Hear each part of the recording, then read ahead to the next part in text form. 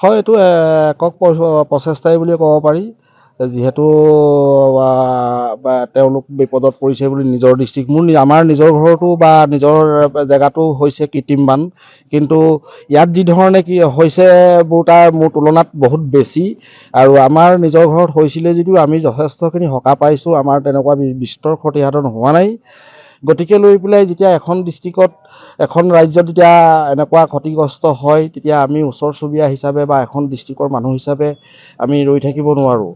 আমাক ভগৱানে এইটোৱে এটা শক্তি ঐশ্বৰ্য দিছে, যিহেতু আমি মানৱ জাতিয়ে কেতিয়াও এটা জাতিক যেতিয়া এটা নিজৰ জাতি সংকটত পৰে আমি কেতিয়াও চাই থাকিব নোৱাৰিম।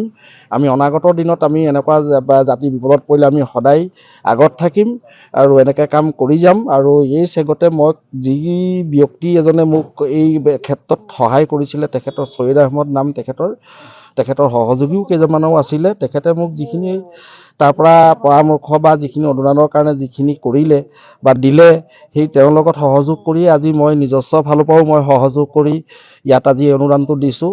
আৰু এই আপোনালোকৰ চেনেলৰ জৰিয়তে মই ছৈয়দ আহমদ ডাঙৰীয়াক মই মোৰ অভিনন্দন জ্ঞাপন কৰিছোঁ, তেখেতৰ দীৰ্ঘায়ু মই কামনা কৰিছোঁ।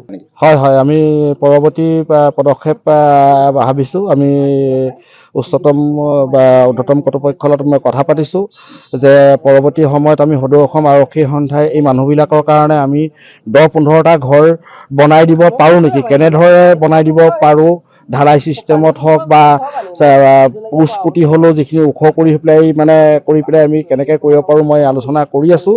আৰু বিভিন্নজনে এই মোৰ মতৰ লগত সহমত প্ৰকাশ কৰিছে যে অনাগত দিনত এই মানুহখিনিক আমি একোটিকে এটা ঘৰ সদৌ অসম আৰক্ষী সন্থাই বনাই দিব পৰা যায় নেকি। ইয়াৰ ওপৰত আমি আমাৰ গুৱাহাটীত আমাৰ এক্সিট বহিব, তাত আমি নিশ্চয় আলোচনা কৰিম এই বিষয়টোত।